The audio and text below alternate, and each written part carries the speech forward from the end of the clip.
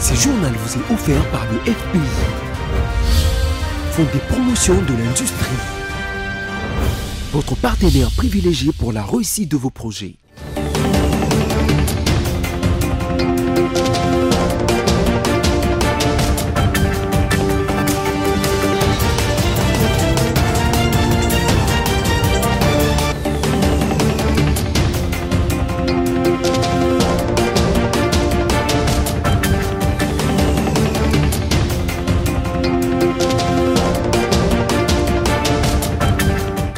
Édition du journal sur BSC Télévision. Messieurs, dames, bienvenue. Au sommaire, ouverture des états généraux de la justice ce mercredi en présence du chef de l'État Félix-Antoine Tshisekedi Tshilombo et tant d'autres personnalités. Le ministre d'État de la Justice a parlé de ce dont souffre réellement la justice congolaise. Bonne nouvelle pour le chevalier de la plume. Désormais, il y a une loi qui garantit la protection des journalistes. Cette dernière a été promulguée par le ministre de la Communication et Médias, Patrick Mouyaya Katembwe. Face à son challenger, Kamala Harris, Donald Trump a réussi son pari à revenir à la Maison-Blanche. Une victoire sans appel qui provoque une onde de choc aux États-Unis d'Amérique et à travers le monde. Plus de détails dans un instant. Mesdames et messieurs, bienvenue. Lancement ce mercredi 6 novembre 2024 au centre financier de Kinshasa par le chef de l'État Félix-Antoine Tshisekedi Tshilombo, les états généraux de la justice. Tout au long de ces assises, le thème qui sera développé est pourquoi la justice congolaise est-elle malade? Quelle thérapie pour la guérir? La cérémonie inaugurale a connu la participation de plusieurs personnalités du pays. Les allocutions introductives sur les causes de la maladie de la justice congolaise et le mécanismes qui seront mis en place pour sa guérison étaient mis en avant pour cette première journée et le ministre congolais de la Justice, Constant Mutamba, a énuméré plusieurs maux dont souffre cette justice congolaise. Regardez. 7 Congolais et Congolais sur 10 ne se retrouvent pas dans la justice telle que distribuée et administrée aujourd'hui en République démocratique du Congo. D'où les différents jérémiades, les différentes plaintes, parfois les différentes tensions sociales observées au sein de notre société. Mais quels sont certains mots observés depuis que nous sommes ministres de la Justice? Vous avez, Excellence Monsieur le Président de la République, des spoliations des biens, des publics comme des privés, des maisons des paisibles citoyens, parfois qui sont spoliées de manière injuste et illégale. 90% des plaintes que nous recevons résultent des spoliations des maisons des particuliers. Vous avez des arrestations arbitraires, parfois qui ne respectent pas les normes, les délais, qui sont pourtant prescrits par nos lois et par la Constitution. Vous avez la surpopulation carcérale, où dans des prisons, des prisonniers sont entassés tels des sardines, et parfois certains en meurent par étouffement. Vous avez, Excellence Monsieur le Président de la République, des saisies intempestives des comptes et des avoirs, aussi bien des sociétés privées que publiques, et même des services publics. Vous avez, Excellence Monsieur le Président de la République, également des mauvaises conditions de vie et de travail des différents acteurs de la justice. Lorsque les magistrats tombent malades, il est obligé parfois de fournir beaucoup d'efforts pour se faire soigner. Lorsqu'un magistrat meurt, ils sont obligés de se cotiser pour pouvoir enterrer l'un des leurs. Le chef de l'État, Félix-Antoine Tshisekedi Tshilombo, a reçu mardi 5 novembre 2024 l'envoyé spécial de l'Union africaine pour la prévention du génocide et des atrocités de masse qui est en séjour à Kinshasa dans le cadre de sa première mission d'itinérance en République démocratique du Congo qui, à l'issue de l'audience, a félicité le chef de l'État, Félix-Antoine Tshisekedi Tshilombo, pour son élection au Conseil des droits de l'homme des Nations Unies pour les 3 prochaines années. La presse présidentielle.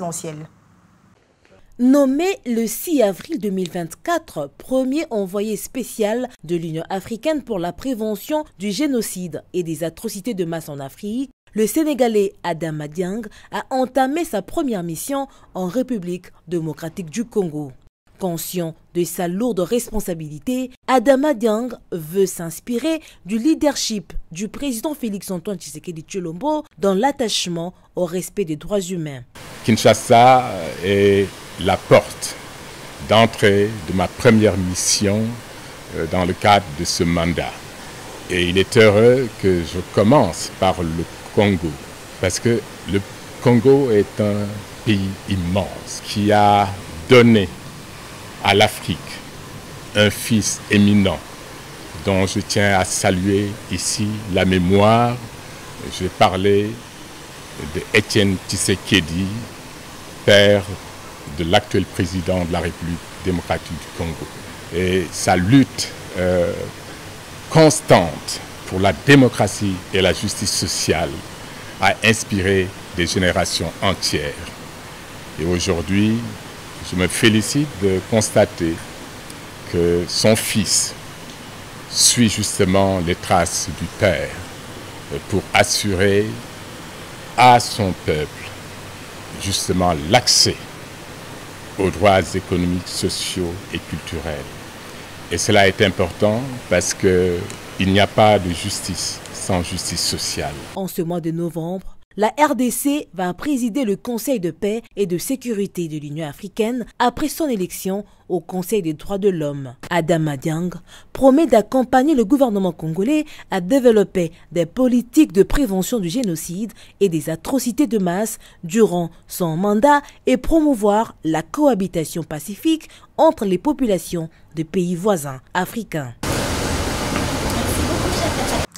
Tout à fait autre chose à présent. Ouverture en Zambie de travaux d'experts de la 13e session de commission permanente mixte des défenses et des sécurités entre la République démocratique du Congo et la Zambie. Ces travaux ont pour objectif d'évaluer les mesures préventives qui ont été mises en œuvre pour lutter contre les crimes et incidents observés le long de la frontière commune entre la Zambie et la RDC. Plus de détails dans cet élément.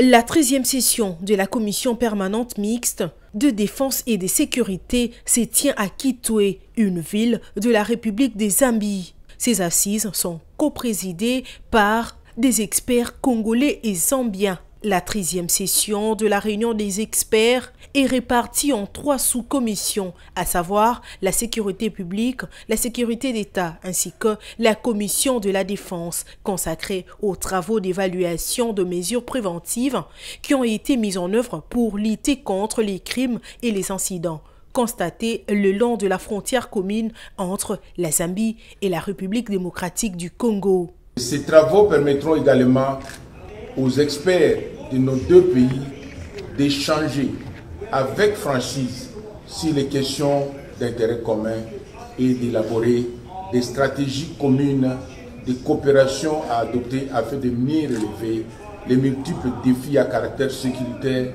auxquels nos deux pays sont confrontés. Ces travaux permettront en outre l'élaboration des stratégies communes et d'une coopération entre les deux pays. Bien avant la 13e session de ces assises consacrée à la réunion ministérielle que va coprésider le ministre zambien de la Défense et le vice-premier ministre, ministre congolais de l'Intérieur et Sécurité Jacquemain Chabani, prévu le jeudi 7 novembre 2024, donc demain. Je disais en titre qu'il y a désormais l'adoption d'une nouvelle loi sur la presse qui garantit la protection des journalistes, ce qui représente un pas vers la dépénalisation des délits de presse en République démocratique du Congo. Cette loi a été promulguée par le ministre de la Communication et Médias, Patrick Muyaya Katembwe, dans son intervention lors de l'examen périodique universel des droits de l'homme à l'ONU. Des avancées réalisées en République démocratique du Congo ont été mises en avant par le ministre de la Communication et porte-parole du gouvernement, Patrick Muyaya, dans son intervention lors de l'examen périodique universel du Conseil des droits de l'homme à l'ONU, dans le cadre de la protection du travail des journalistes. Cette nouvelle loi sur la presse vient garantir la protection des journalistes et représente un pas vers la dépénalisation des délits de la presse en République démocratique du Congo. Notons que le ministre de la Communication et Médias de la RDC a martelé sur de mesures prises contre la propagation de fausses informations et la liberté garantie à l'opposition politique. La question reste à poser, qu'en est-il des journalistes incarcérés avant la promulgation de cette dernière? Attendons voir.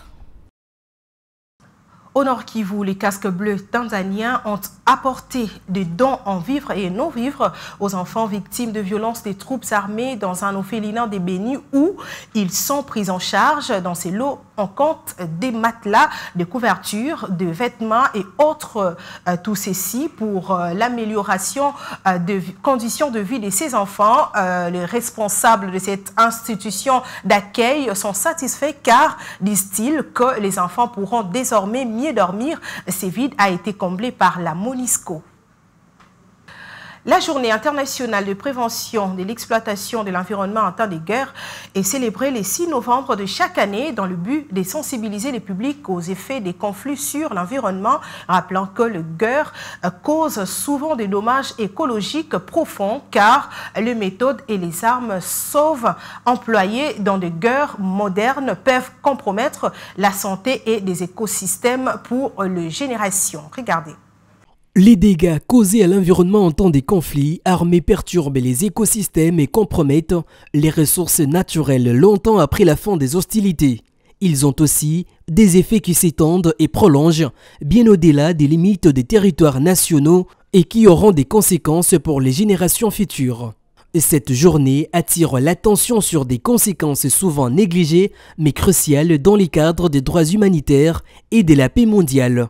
La destruction des écosystèmes pendant les conflits est un impact silencieux mais dévastateur car les conflits armés entraînent des destructions massives des habitats naturels, menaçant ainsi des écosystèmes vitaux. Les exemples abondent comme durant les guerres du Vietnam où l'utilisation de l'agent orange a laissé des zones agricoles et forestières stériles pendant plusieurs décennies.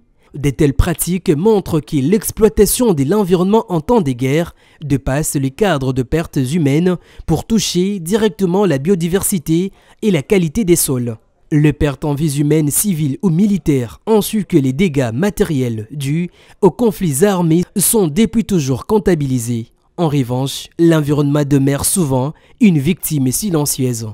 Notons que le programme des Nations Unies pour l'environnement a relevé que lors des 60 dernières années, au moins 40% de tous les conflits internes étaient liés à l'exploitation des ressources naturelles. Il s'agit soit des ressources de grande valeur comme le bois, des destructions, les diamants, l'or et le pétrole, soit des ressources rares telles que les terres fertiles et l'eau. Ça y est, le candidat républicain est arrivé en tête ce mercredi dans au moins 4 États clés, recueillant plus de 270 grands électeurs nécessaires pour acter sa victoire et faire son retour à la Maison-Blanche 4 ans après l'avoir quitté. De la Géorgie à la Floride, les électeurs républicains sont en colère après que Donald Trump ait été réélu en tant que 47e président des États-Unis. Du côté du camp des démocrates, la déception est immense. Là, je me demande juste si je peux réserver un hôtel à Washington pour son investiture, mon ami. Amen. Amen, amen. Amen. Amen. De la Géorgie à la Floride, les partisans de Donald Trump sont en liesse. Le candidat républicain a réussi son pari.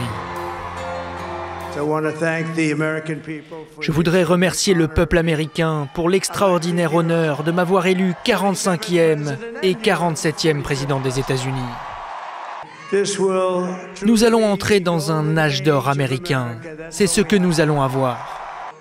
À Washington, les visages des partisans de Kamala Harris racontaient une autre histoire à mesure que les États pivots basculaient en faveur de Donald Trump. Sur un air disco, de plus en plus en décalage avec la déception. Nous avons encore des voix à compter. Il y a encore des États en attente. C'est pourquoi la vice-présidente ne va pas s'exprimer. À mesure que les grands électeurs dessinent la victoire de Donald Trump, les questions se bousculent dans le camp démocrate, à commencer par pourquoi ? Peut-être parce que Kamala Harris est entrée en campagne trop tard.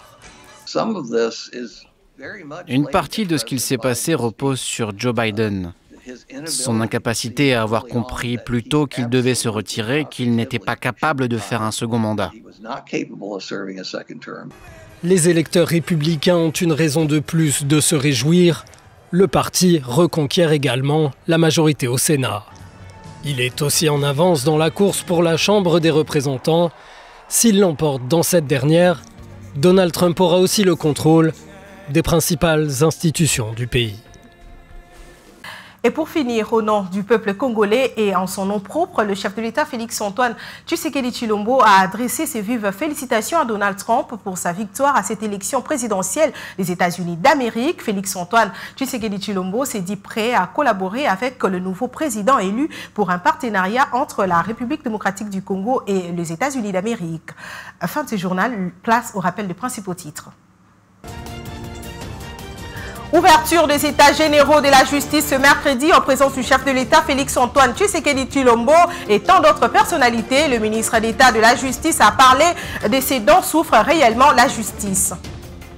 Bonne nouvelle pour le chevalier de la plume. Désormais, il y a une loi qui garantit la protection des journalistes. Cette dernière a été promulguée par le ministre de la Communication et Médias, Patrick Mouyaya. Face à son challenger Kamala Harris, Donald Trump a réussi son pari de revenir à la Maison-Blanche. Une victoire sans appel qui provoque une onde de choc aux États-Unis d'Amérique et à travers le monde. Fin ce journal, messieurs et dames, merci de l'avoir suivi. Portez-vous bien et à très bientôt.